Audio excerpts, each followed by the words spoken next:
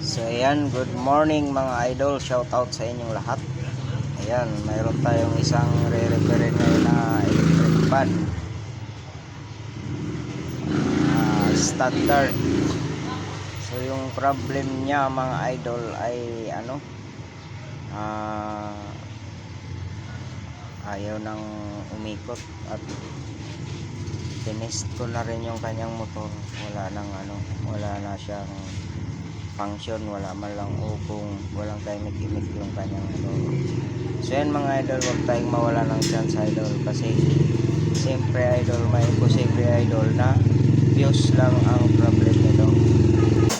So yan mga idol, kung napapansin nyo, nakasaksak na. So yan, pinindot na natin yung switch. Yan, wala pa rin hindi siya umiikot. So ngayon, babaklasin natin yung kanyang motor mga idol. Yan kasi mga idol, may imposible mga idol pagka hindi pa ito nabuksan ng iba, ay yung kanyang fuse mga idol is sira lang. Kaya pag check natin sa kanyang motor, ayun, walang imik yung kanyang motor. Tinister na natin, wala, ibig sabihin walang function yung tester. Ibig sabihin wala na siyang connection. Kahit isaksak natin, wala na siyang connection. Gawa nung baka sira yung fuse mga idol. Siyempre sa ganyang paraan mga idol, kung meron kayong mga electric fan mga idol, huwag kayo kagad na motor kagad ang sira, kasi may second chance yan mga idol. Yan, pwedeng pag nabaklas na natin yung motor mga idol, pwedeng yung kanyang fuse is sira, o ito mga idol, yung ginagawa natin, kung mabaklas natin to mga idol, pag yung fuse nya sira, ibig sabihin fuse lang yung magproblema mga idol, aandar ulit ito. Pero kung ang fuse nito is buo, ayan mga idol, motor na talaga mga idol. Bulol-bulol pa tayo mga idol. So ayan, babaklasin na natin mga idol yung kanyang motor.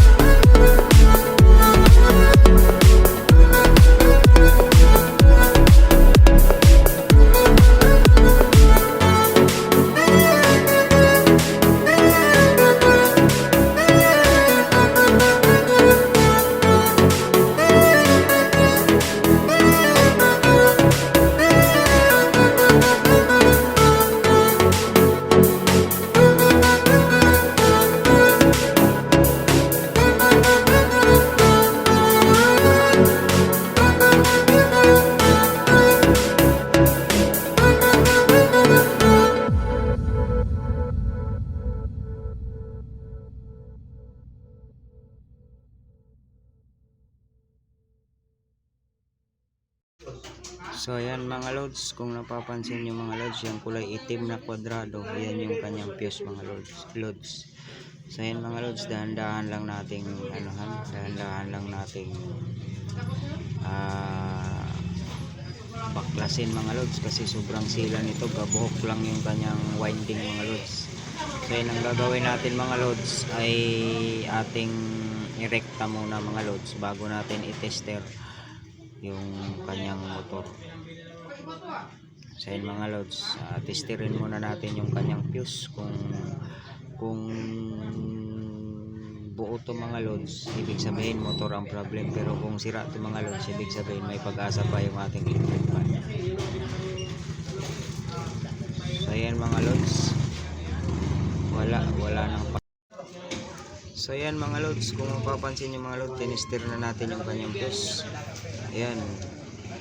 So ayan, walang function mga lods. So ibig sabihin mga lods, may pag-asa pa yung ating electric fan. Ibig sabihin yan mga lods, is fuse lang ang kanyang problem, walang problema yung kanyang motor.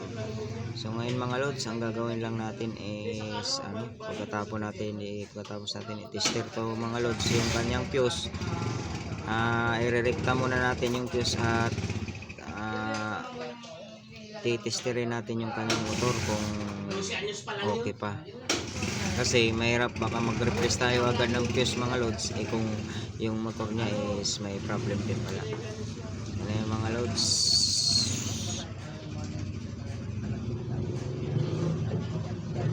doble. So ano lang mga lods, ingat lang sa pag-cut nito mga lods, kasi sobrang sealan to mga lods. Buhok lang yung winding nitong electric fan mga lods, at pag nasugatan mo yung mga lods, grounded na yung ating motor pag nasugatan natin ang ating winding. Yan mga lods, dubling ingat lang mga lods sa pagbabaklas.